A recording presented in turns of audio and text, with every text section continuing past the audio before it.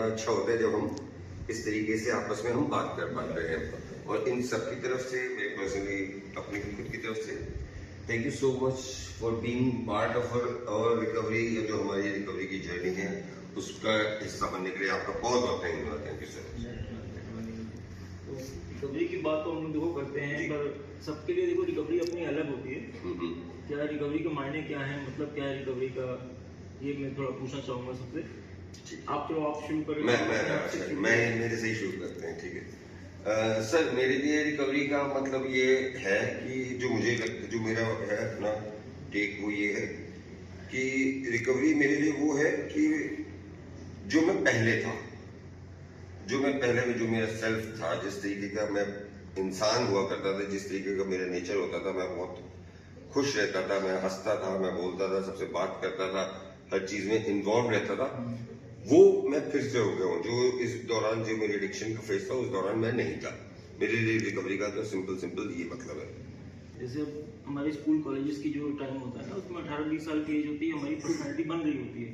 और उस समय से अगर हमारी जैसे लाइफ में कुछ गलतियां हो जाएं, जो पीयर प्रेशर की वजह से या फ्रेंड सर्कल की वजह से, तो रिकवरी मतलब ये होगा कि जो हम रिकवर कर गए हैं फ्रॉम ये जो एडिक्शन वाला समय था, इससे रिकवर करके हम अपने back to the normal phase पे आ गए हैं। जैसे पहले रहा करते थे, मुश्किल है, देखो इतना समय एज में निकल गया, सेम उस पर आ जाना मुश्किल है। हाँ, बट ये है कि फैमिली ये कह पा रही है, आप ये समझ पा रहे हो कि मैं बहुत हद तक उसी स्वभाव वाली चीज में आ गया। मेरा स्वभाव ना बाकी आसपास की चीजों से या जो मेरी जिन सेंसेस में मैं पड़ गया था उनसे इन्फ्लुएंस नहीं हुआ, मैं वापस पहले वाली चीज में आ गया हूँ।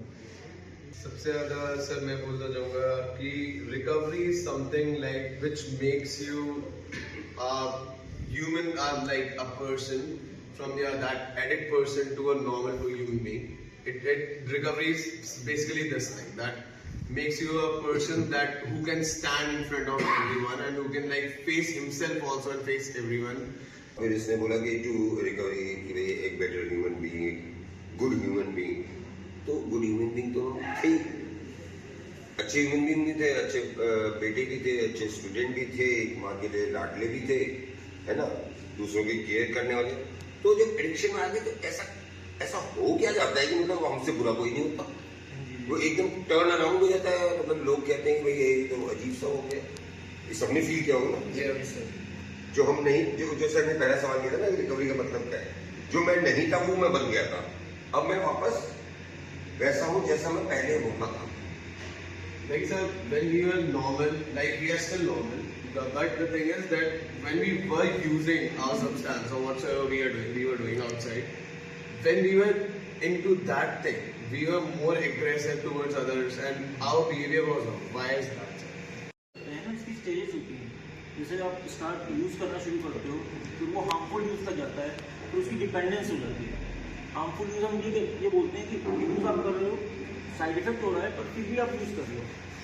डिपेंडेंस में जब आप पहुंच जाते हो तो उसके बिना रह नहीं पाते, उसकी प्रोक्योरमेंट में आपका पूरा टाइम जा रहा होता है, आपकी सोशल और ऑक्यूपेशनल लाइफ डिस्टर्ब हो रही होती है, क्योंकि आप ज़्यादा से ज़्यादा आपको रिक्वायरमेंट हो रही है। पहले आपको मान लो स्पेसिफिक क्वांटिटी में उतना नशा हो जाता था, जैसे जैसे समय आगे बढ़ता है उतने में नहीं होगा, डबल बढ़ती जाएगी चीज़ें। तो आपको मनी ज़्यादा चाहिए होगा, टाइम ज़्यादा चाहिए होगा, अब कहाँ से टाइम आएगा भाई? आपको 24 घंटे हैं जिसमें फैमिली को देना है, स्कूल कॉलेज सब है, वहाँ से तो टाइम निकलेगा।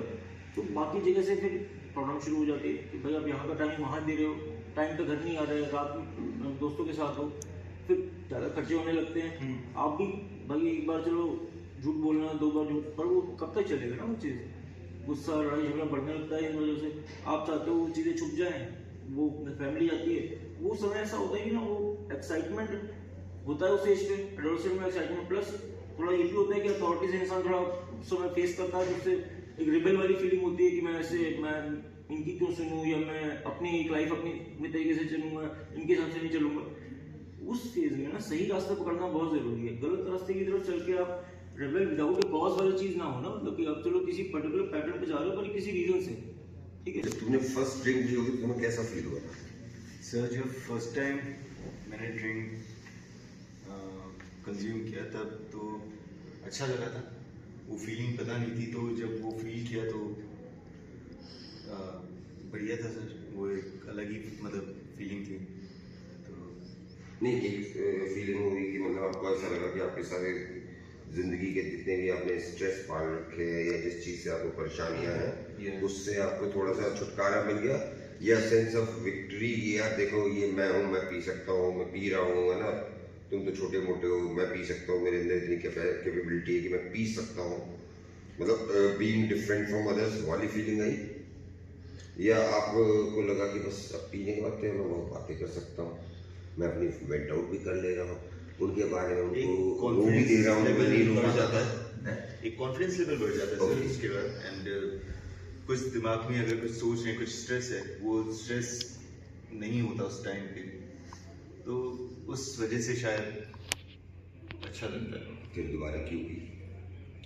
इसी चीज के लिए कि वो फीलिंग दोबारा से आए एंड उसको एंजॉय कर सके। वो इसलिए मेरा सवाल था, मेरे सर और मैं यही बात कर रहे थे कि वो रिपीट क्यों करा हमने बार बार, फिर वो साइकिल क्यों शुरू हुई होती है। बार आप स्टार्ट करते हैं तो जो फर्स्ट ऑफ द टाइम हो सकता है पहली बार किसी भी रीजन से स्टार्ट हो जाए, पर जैसे जैसे हम बार बार उस पर जाते हैं, चाहे वो कह लो फ्रेंड सर्कल में होने की वजह से या जो एडवेंचर की वजह से, एक्साइटमेंट की वजह से, जैसे जैसे हम उसके पास जाते रहते हैं वो चीज़ों की ना एक हैबिट सी बढ़ती जाती है। बहुत कोशिश के बाद कई बार लोग निकल भी जाते हैं, कई बार जब उसमें इंडल्ज होने के बाद आप अगर एक लेवल तक पहुंच जाते हो तो फिर आपके लिए मुश्किल होती हैं चीज़ें, फिर आपको हेल्प की जरूरत पड़ती है। अच्छी बात है कि उसमें आप लोग आगे आओ, आगे आके बात करो, अपने आप को एक्सप्रेस करो, फैमिली से शेयर करो, जहाँ से जैसी हेल्प मिल सकती है लो। और आज के ज़माने में बहुत ज़रूरी है, देखो Sir, when we are at the age of 12, 13 or maybe 12 and 13, why don't we get curious for other things going around in our life instead of getting curious for the things like grown up people doing in front of us, like smoking, and we are seeing them like that they are smoking cigarettes, they are inhaling and exhaling.